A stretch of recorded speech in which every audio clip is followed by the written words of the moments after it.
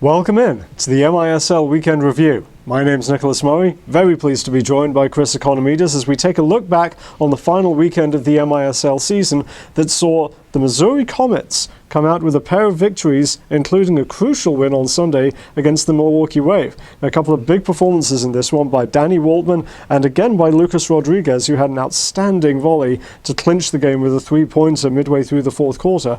But Waltman's performance really stood out to me. Certainly he seems to be really sharp heading into the playoffs. Yeah, I mean, he's been one of the premier goalkeepers in the league for a long time. He's coming into full playoff form right now, which is bad news for the rest of the playoff teams. But again, the Comets, excellent weekend. You know, they showed their firepower with a 27-6 win over the St. Louis Ambush, and then went into an always tough building in Cellular Arena in Milwaukee to hand the Wave their fourth loss of the season. All compliments of the Comets. Well, the Comets' victory on Sunday opened the door for the Baltimore Blast. They claimed the regular season championship with a relatively simple win against the Pennsylvania Roar on Sunday, and that sets up a matchup with the Syracuse Silver Knights in the playoff semifinals this weekend.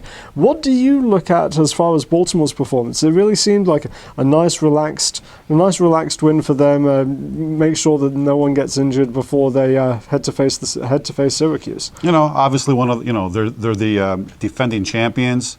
A methodical win over a struggling Pennsylvania War team as a forgettable inaugural season mercifully comes to an end for the Roar. But again, Baltimore took care of its business. They've got the home seed. They got the home advantage through the entire playoffs.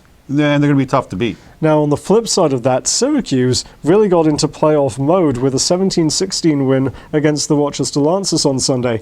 I think this was actually a really good challenge for the Syracuse, really give them a nice test as they get ready to play the Blast against, obviously, and defeating their biggest rival, obviously a nice little bonus to cap the end of a very fine regular season.